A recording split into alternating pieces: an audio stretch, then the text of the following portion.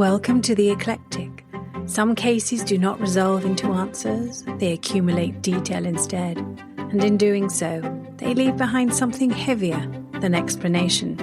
This is one of those cases. Philadelphia, February 1957. The city was still shaking off winter. The trees along Susquehanna Road stood bare against a pale grey sky, their branches clawing at the cold morning air. It wasn't somewhere many people visited, just a quiet stretch of woodland on the outskirts of Fox Chase, where the only sounds were birdsong, the occasional passing car, and silence. The kind of silence that hides terrible things. A young college student pulled his car to the side of the road. He wasn't looking for a body. He'd spotted a rabbit darting into the undergrowth and remembered hearing there were traps hidden in the woods. Curious, he stepped over the ditch and pushed through the tangled brush. Then, he saw a cardboard box. Nothing unusual about that. People dumped rubbish there all the time. But this box was different. It hadn't been crushed or torn apart by the weather. It looked almost placed. As he stepped closer, the blanket came into view, and beneath it, the tiny body of a little boy. Naked, bruised, abandoned like yesterday's rubbish. No wallet, no clothing, no toys, no note, no name. For the next 65 years, America would know him only by the heartbreaking title, The Boy in the Box. Hello everyone, and welcome back to The Eclectic, the podcast where we explore the darkest corners of history, true crime, folklore, the paranormal, and the unexplained. I'm your host, and today we're covering one of the most heartbreaking unsolved child murder cases in American history. It's a case that has haunted detectives, journalists, and ordinary people for generations. Not because it involved a serial killer, not because of some elaborate conspiracy, but because nobody seemed to know who this little boy was. Or perhaps even more disturbing, nobody appeared to be looking for him. For decades, investigators chased hundreds of leads, thousands of tips, psychics, false confessions, amateur detectives, DNA, genealogy, and finally, after more than 6 decades, the little boy in the cardboard box would finally get something every child deserves. His name. But as you'll discover, giving him back his identity only created a whole new set of questions. So, let's go back to Philadelphia, 1957. America in the 1950s is often remembered through nostalgic haze.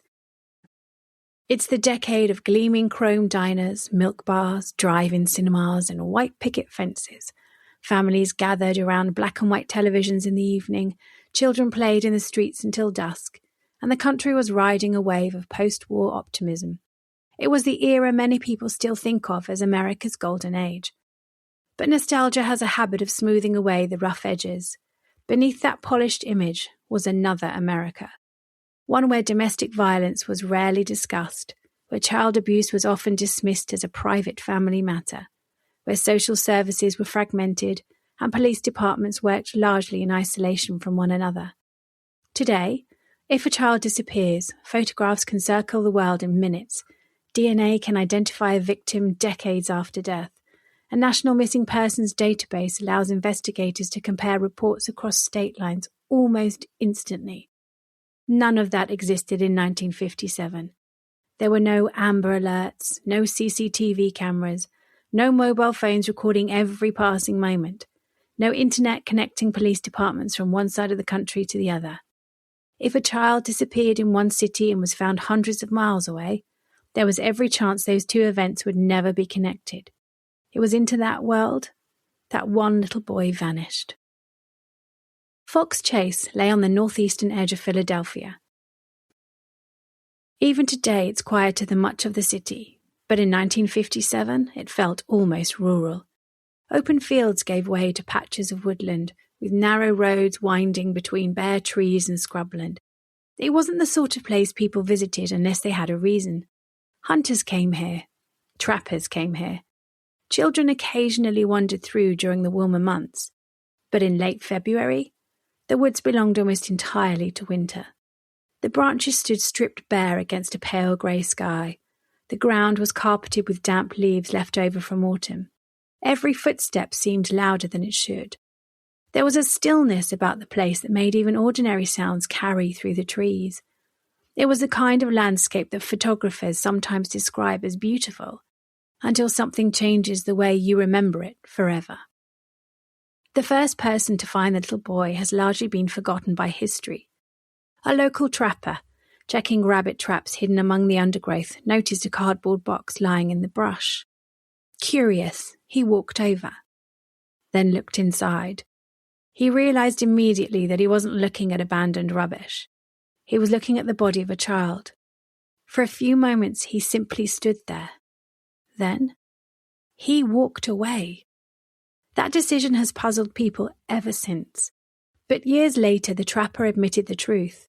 He'd been afraid, not of the body, but of the police discovering he was checking traps that weren't supposed to be there. Rather than risk getting into trouble, he convinced himself that someone else would eventually make the discovery. Imagine carrying that burden, driving home, eating dinner, trying to sleep, knowing a little boy lay alone in those woods. For 2 days, he did exactly that. Then on the morning of the 25th of February 1957, 19-year-old college student Ted Wayland happened to be travelling along Susquehanna Road. He noticed rabbits darting into the undergrowth and remembered hearing that illegal traps had been set nearby. Curiosity got the better of him. He climbed over the roadside embankment and carefully picked his way through the tangled brush. At first, nothing seemed unusual. A few discarded bottles, broken branches, winter leaves shifting beneath his shoes. Then, he noticed a cardboard carton. It looked like any other piece of rubbish that had been dumped in the woods, until he saw the blanket. As he stepped closer, a small bare foot came into view. Within moments, he was hurrying back towards the road to alert the authorities. A chance decision. A few minutes earlier, or later, a different route through the trees, and Joseph might have remained undiscovered for days longer. Police officers arrived quickly, followed by detectives, crime scene photographers, and Philadelphia's chief medical examiner, Dr. Joseph Spellman. The quiet woodland was transformed into an open-air crime scene. The cold February weather had unexpectedly preserved the child's body, making it difficult for Dr. Spellman to estimate exactly when death had occurred. His conclusion was frustratingly broad. The little boy had probably died somewhere between several days and 2 weeks before he was found.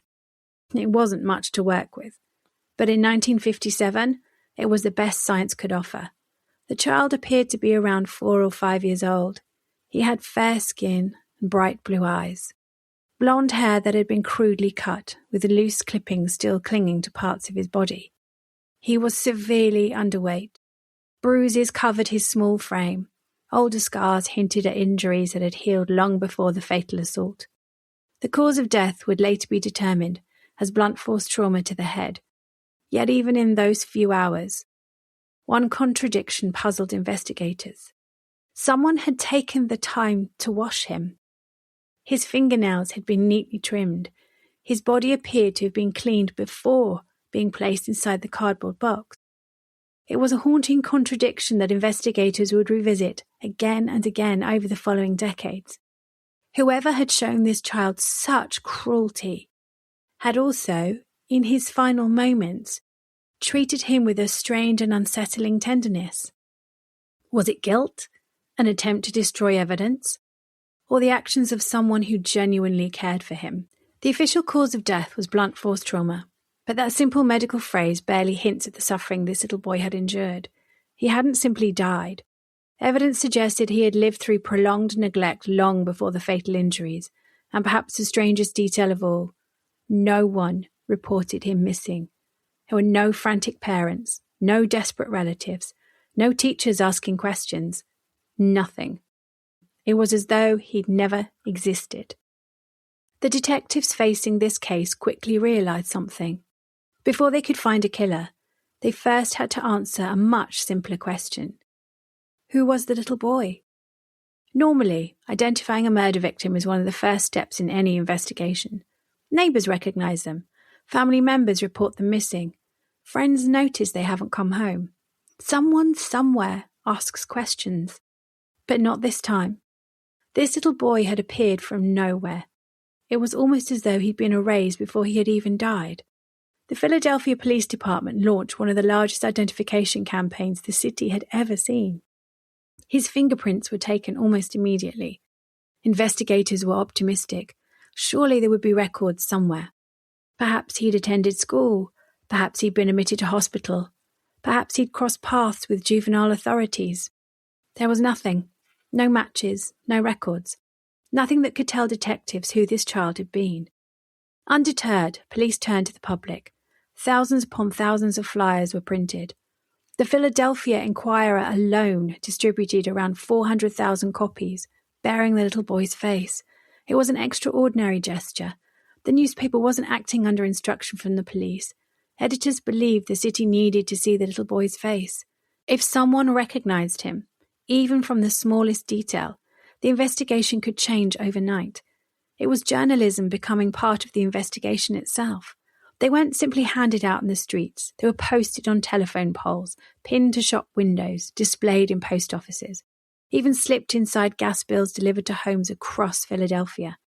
Imagine opening your monthly utility bill, only to find yourself staring into the face of a child who had been murdered. People couldn't escape it. His photograph was everywhere. And that was exactly the point. Somebody had to know him. Surely somebody would recognize his face. Surely somebody would say, "That's Tommy from down the street," or "That little boy used to play in the park." Instead, silence. The police weren't relying solely on posters. They contacted schools, churches, children's hospitals, orphanages, adoption agencies, charities, social workers. Every missing child report they could locate was painstakingly compared. Detectives travelled across state lines following rumours. Every promising lead eventually collapsed. One of the more heartbreaking decisions investigators made involved the photographs released to the newspapers. The images originally taken at the scene were simply too distressing. So, morticians carefully cleaned the child's face. His hair was tidied, his eyes were closed peacefully, and he was dressed. Then photographers captured him sitting upright. The hope was painfully simple. Perhaps someone who couldn't bear to look at a crime scene photograph would recognize what looked like an ordinary little boy. Even that failed. Weeks became months, months became years, and years became decades. And still, no one came looking. Meanwhile, detectives returned again and again to the place where he'd been found. Crime scenes are strange things. Sometimes they give up their secrets immediately. Other times, they seem determined to keep them forever. More than 200 police recruits searched every inch of woodland surrounding Susquehanna Road. If there was a clue hidden beneath the leaves, they intended to find it. The search was painstaking. The recruits advanced shoulder to shoulder, carefully sweeping the woodland, one narrow strip at a time. Every broken branch was examined, every footprint photographed. Every discarded bottle, scrap of paper, and piece of fabric was considered as a potential clue. Investigators understood something the public often doesn't. A crime scene rarely reveals its secrets all at once. Sometimes it's the smallest object, a single fibre, a forgotten button, an overlooked footprint. That's enough to unravel an entire investigation. No one wanted to leave those woods wondering if they had walked straight past the answer. Eventually, they uncovered 3 items: a blue corduroy cap, a child's scarf, and a white handkerchief embroidered with the letter G. 3 ordinary objects, 3 potential breakthroughs. Police traced manufacturers, interviewed shopkeepers, compared fibres. They asked countless questions. Each clue promised answers. Each one led absolutely nowhere. The cardboard box itself offered slightly more hope. It had originally contained a bassinet sold through JCPenney. Investigators tracked shipment records and sales. Eventually, They narrowed it down to a store in Upper Derby. Thousands of bassinets had been sold. Customers couldn't be identified. Another dead end. Years later, investigators would often reflect that the case felt less like a conventional murder inquiry and more like trying to complete a jigsaw puzzle with most of the pieces missing. Every clue seemed to fit somewhere. The difficulty was discovering where, when someone had hidden almost every single piece. Yet it wasn't the evidence surrounding the child that disturbed investigators most. It was the evidence on the child himself. Again, his fingernails had been neatly trimmed, his hair had been cut, and his body had been washed. Those aren't the actions of someone trying to dispose of a body as quickly as possible. They suggest time, deliberation, perhaps even hesitation. For decades, detectives returned to those details again and again. What kind of a person inflicts fatal injuries on a child, then gently washes them afterwards? Was it an attempt to remove forensic evidence, a final act of guilt? Or did the person responsible genuinely care for Joseph despite what had happened? The answers died with whoever carried out those final heartbreaking acts. It's one of the reasons this case has remained so haunting. It refuses to fit neatly into the categories investigators usually rely upon. Cruelty and tenderness appear side by side. Violence, followed by care, and somehow that contradiction makes the crime even more disturbing. The medical examination revealed even more disturbing signs. He wasn't simply underweight. He was severely malnourished. His tiny frame showed evidence that hunger had been a regular part of his short life. Then there were the scars, one beneath his chin, another on his ankle, and one near his groin. Some appeared surgical, others were more difficult to explain. One mark suggested he may once have received intravenous treatment. Had he been hospitalized? Had doctors seen him? If so, why didn't anyone recognize him? Every new question simply created another mystery. As the years passed, something unusual began to happen. The public refused to forget. Most murder investigations slowly disappear from newspaper headlines, and people move on. New tragedies replace old ones. But not this one. Children who hadn't even been born knew the story growing up. Newspapers revisited the mystery every few years. Television programs brought it to new audiences. Every fresh generation of detectives inherited the same questions their predecessors had failed to answer. Who was this little boy? It became more than an unsolved murder. It became a promise that no matter how long it took, someone would keep looking. Police officers who weren't even born when the body was discovered would eventually inherit the investigation. Retired detectives continued working it in their spare time. Ordinary citizens mailed newspaper clippings to investigators decades after publication. People left flowers, stuffed animals, birthday cards, all at the grave of a child whose name nobody knew. His headstone carried just a few heartbreaking words. America's unknown child. Think about that for a moment. Not Philadelphia's, not Pennsylvania's, but America's. The entire country had, in a sense, adopted him. Millions of people cared deeply about this little boy. Yet the one person, or people, who should have cared the most, remained invisible. As hope of identifying him began to fade, the investigation took an unexpected turn. Not through science, not through evidence, but through something far stranger. Because over the years, detectives became so desperate for answers that one investigator would eventually seek help from someone claiming to speak with the dead. And surprisingly, that bizarre lead would become one of the most talked about chapters in the entire case. By the early 1960s, the investigation had reached a frustrating standstill. Every practical lead had been exhausted, every witness had been interviewed, every missing child report had been checked and checked again. The newspapers slowly moved on to newer stories.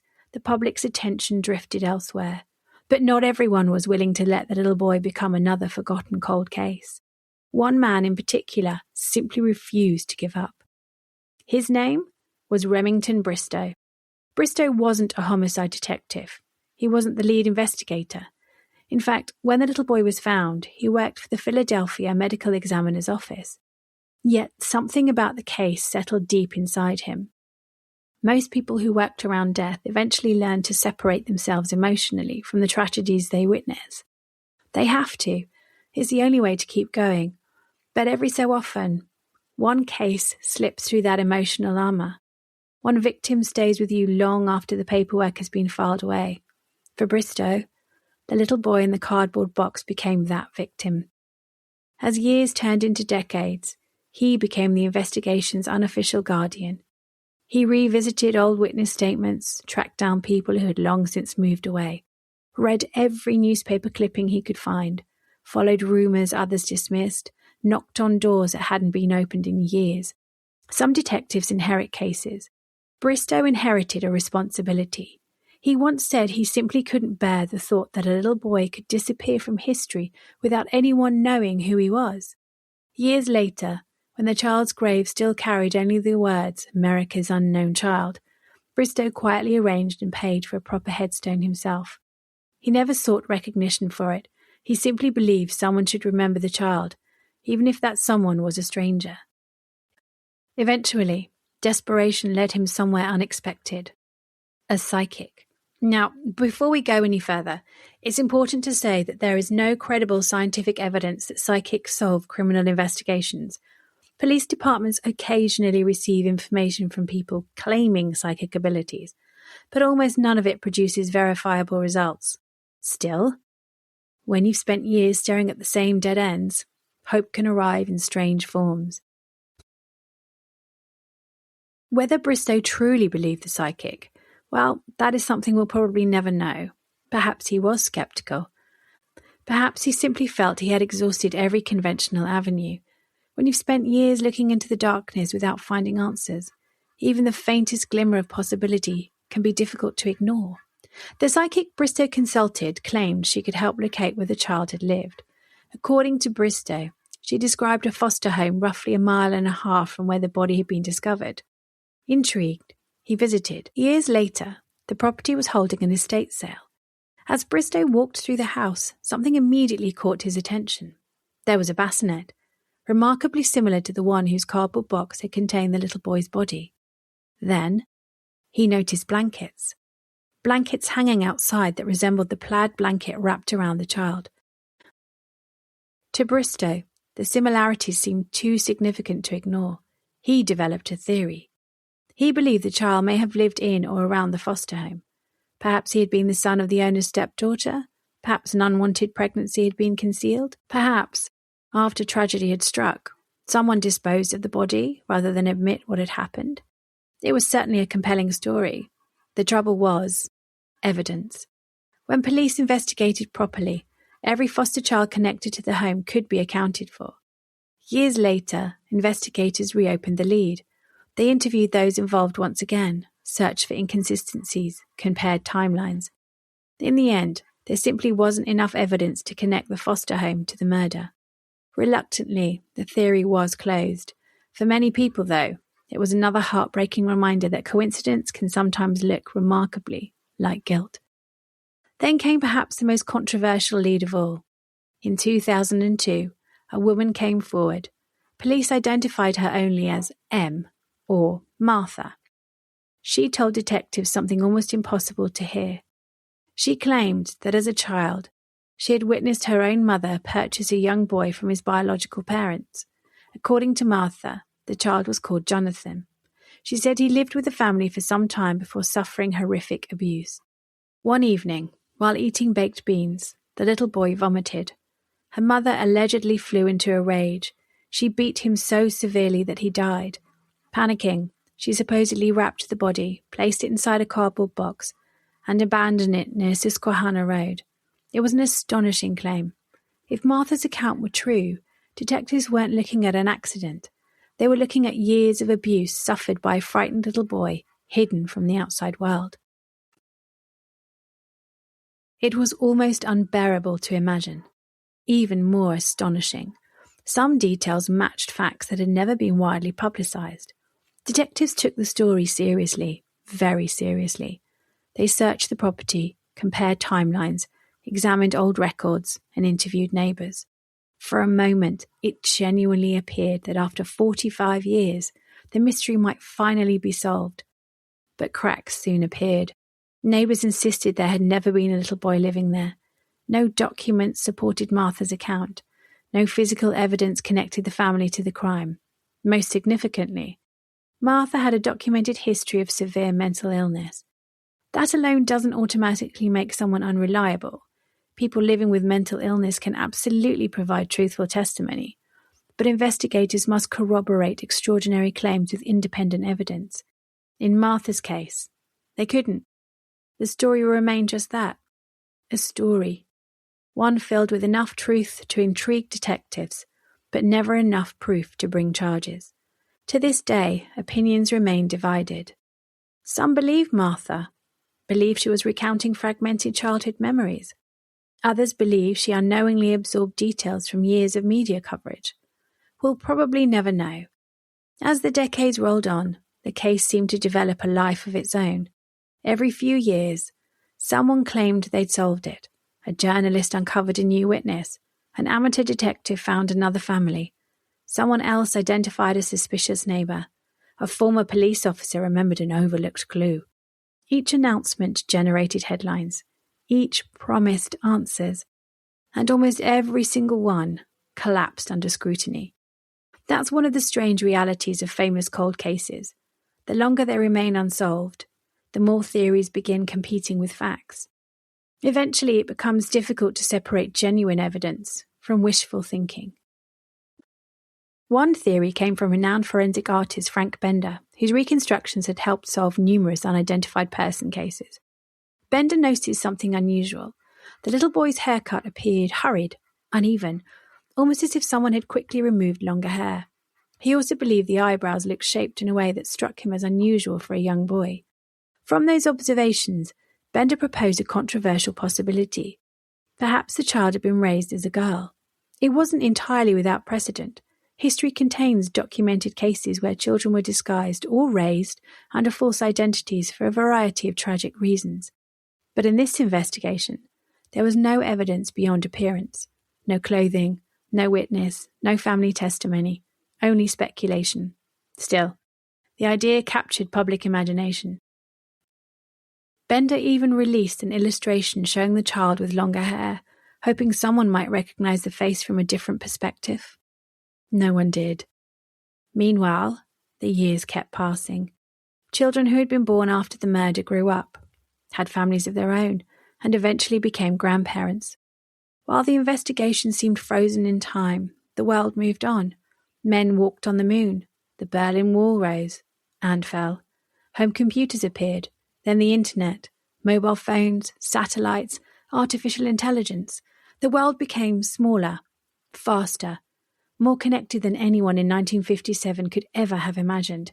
Yet somehow, one little boy remained trapped in the past. His name unknown, his family unknown, his killer unknown. It seemed almost impossible that science could transform almost every aspect of modern life, yet still be unable to answer one of the simplest questions imaginable. Who was he? The answer had been inside him all along, but science was about to catch up with history, and in laboratories thousands of miles away from that lonely woodland, a revolution was quietly taking place. A revolution that wouldn't just change this investigation. It would change cold cases forever.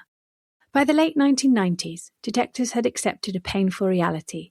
Traditional police work had taken the investigation as far as it could go. Every obvious lead had been exhausted. The witnesses were growing older, some had died, evidence had deteriorated, memories had faded. If this little boy was ever going to be identified, the answer would almost certainly come from science. In 1998, investigators made a decision that would have seemed almost unimaginable back in 1957. They exhumed the child's body. The hope was simple. DNA technology was advancing rapidly, and perhaps modern forensic techniques could succeed where fingerprints and photographs had failed. Samples were collected, including material from one of the boy's teeth. It was a remarkable step forward, but technology still wasn't quite ready. Scientists managed to recover DNA. Just not enough. At least not enough to identify him. The investigation stalled once again. It was frustrating. They knew the answers were locked inside that tiny genetic blueprint. The problem was, nobody had the key. While investigators waited, the world refused to stand still. The decades rolled by. Children born after the murder grew into adults. Families changed. Cities expanded. Technology advanced at a pace nobody in 1957 could have imagined. It seemed as though almost every aspect of modern life had been transformed. Yet one little boy remained trapped in the winter of 1957. Unnamed, unclaimed, unanswered. Then something happened. Not inside a police laboratory, but around ordinary kitchen tables. Millions of people began buying home DNA testing kits. Some wanted to discover where their ancestors had come from. Others hoped to build family trees. Some simply wanted to know whether family stories about distant Irish, Italian, or Scandinavian roots were actually true. They spat into a plastic tube, sealed the box, and dropped it into the post. And unknowingly, helped build one of the most powerful crime-solving tools ever created. The technique became known as investigative genetic genealogy. Unlike traditional DNA profiling, investigators weren't searching for one perfect match. They were searching for relatives, sometimes very distant relatives, second cousins, third cousins, even people separated by 4 or 5 generations. Imagine standing beneath the branches of a huge family tree. You don't know which branch belongs to your victim. You only know they're somewhere within it. That's where professional genealogists come in. Patiently, methodically, they begin rebuilding entire family histories. Birth certificates, marriage records, death certificates, military service records, church registers, census documents, thousands upon thousands of names. Every new discovery narrowing the possibilities. One genealogist compared the process to solving the world's most complicated Sudoku puzzle. Every correct answer unlocks another. Every mistake sends you back to the beginning. It can take months, sometimes years, but eventually the picture begins to emerge. In 2019, detectives decided it was time. The little boy's body was exhumed once again. This time, forensic science had advanced dramatically. Specialists carefully extracted fresh DNA. This time, advances in forensic science allowed investigators to recover genetic material that had been impossible to analyze just 20 years earlier. Technology hadn't changed the evidence. It had changed our ability to read it. Then began what would become another extraordinary investigation. For 2.5 years, experts worked almost continuously. Every fragment of DNA was analyzed, reanalyzed, compared, verified. Eventually, they had something usable. For the first time in more than 6 decades, detectives believed they were no longer chasing theories. They were following the child himself. His DNA was leading the investigation in a direction no witness ever could. Now the genealogists could begin. The first breakthrough came not from a suspect, but from a distant cousin, someone who had uploaded their DNA to a public genealogy database. That single decision, made perhaps years earlier out of a simple curiosity, would ultimately restore the identity of a murdered child. Investigators contacted other relatives. Court orders were obtained. Birth certificates were examined. Family trees expanded. Branches split. New names appeared. Old assumptions disappeared. The mystery that had baffled America for more than 6 decades began quietly collapsing. Then came one document, one ordinary government record. A birth certificate, the missing piece. It revealed the existence of a little boy, born on the 13th of January, 1958, in West Philadelphia. His name was Joseph Augustus Zarelli. Imagine that moment inside police headquarters. For 65 years, every report, every evidence log, every newspaper headline, every detective's notebook had simply referred to him as the boy in the box. Now, for the first time, they could write his real name. Joseph. Just 6 letters. a name he had been denied for almost an entire lifetime. On the 8th of December 2022, Philadelphia police stood before the world's media. Television cameras filled the room. Journalists waited. True crime writers, former detectives, police who had followed the case for decades. Many expected another update, perhaps another theory. Instead, police did something nobody thought they'd ever witness. They introduced the little boy, not as America's unknown child, not as the boy in the box, but as Joseph Augustus Zarelli. It was one of the most emotional press conferences in modern criminal investigation, not because a killer had been caught, because a child had finally been recognized. For generations of detectives, it was a moment many had feared they would never live to see. Some of the officers who had worked the original investigation had died decades earlier. Others had retired believing the mystery would never be solved. This announcement, it belonged to all of them. Commissioner Danielle Outlaw described it as a day that had been more than 65 years in the making. Detectives spoke with obvious emotion. Genealogists who had spent years reconstructing Joseph's family history finally saw the world learn his name. For many watching, there were tears, not because the mystery had ended, but because one part of it finally had. The investigation had uncovered something both remarkable and deeply troubling. Joseph had not been an orphan. He had not been living alone. He wasn't an unidentified child who had somehow slipped through society unnoticed. He had parents. He had siblings. He had cousins, an extended family. Both of his biological parents had long since died. Police confirmed Joseph had siblings on both his mother's and father's side. Yet despite all those relatives, not one missing person report had ever been filed. Think about that.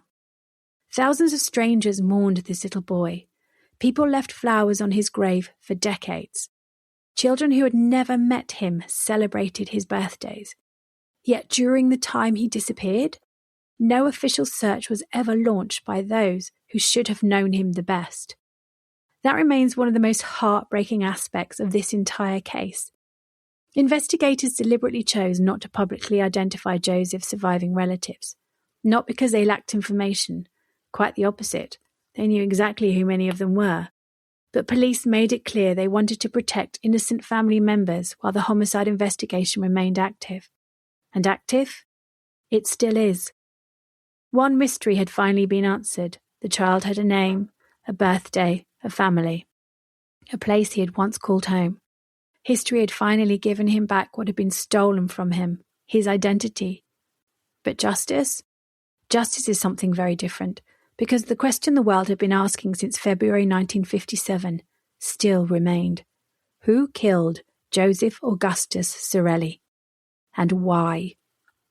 For many investigations, identifying the victim is the beginning. In Joseph's case, it almost felt like the end of one story and the beginning of another. Because giving investigators his name didn't immediately tell them how he died. It didn't identify his killer, and it certainly didn't explain why no one had ever reported him missing. Instead, it opened an entirely new chapter, one filled with uncomfortable questions. Through painstaking genealogical research, detectives reconstructed Joseph's family history. It wasn't quick, nor was it straightforward. Starting with distant DNA matches, genealogists slowly built his maternal family tree. Birth certificates, marriage records, death certificates, adoption documents. Each discovery led to another branch, another relative, another possibility. Eventually, after months of painstaking work, the separate branches began connecting. Individual names became families. Families became generations. And at last, the picture investigators had been searching for finally came into focus. Joseph had been born on January 13th, 1953 in West Philadelphia. He wasn't a child who had fallen through the cracks of society. He belonged to a real family, one with deep roots in the area. He had biological parents, half-siblings, cousins, aunts, uncles, an entire extended family tree stretching across Philadelphia and beyond. And yet, for reasons that still remain unclear, large parts of that family didn't even know he had existed. Some relatives only discovered Joseph's existence after the police publicly announced his name in 2022. Imagine learning that your family had unknowingly lost a little boy nearly 70 years earlier, a cousin, a nephew, a brother, someone whose face had appeared in newspapers across America without anyone realizing he belonged to them. It's almost impossible to comprehend. Police have understandably kept many details private. They have never publicly identified who actually raised Joseph. They have never confirmed whether he lived with his mother, his father, another relative, or someone entirely different. Nor have they explained how much contact his biological parents had with him after his birth. Those aren't oversights, they're deliberate decisions. The investigation remains active. Every fact released to the public has been weighed carefully. Detectives know far more than they've revealed. But once information enters the public domain, it can never be taken back. In a case that may yet end in a courtroom, silence can sometimes protect justice better than headlines ever could. And detectives are still trying to establish exactly who was responsible for Joseph during the final years of his short life. One thing they have revealed, however, is perhaps the most chilling fact of all. Joseph was never officially reported missing. Think about that. Think about what that really means.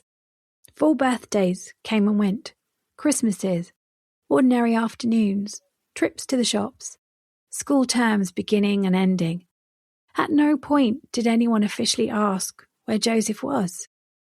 For investigators, that fact has always been almost as disturbing as the murder itself.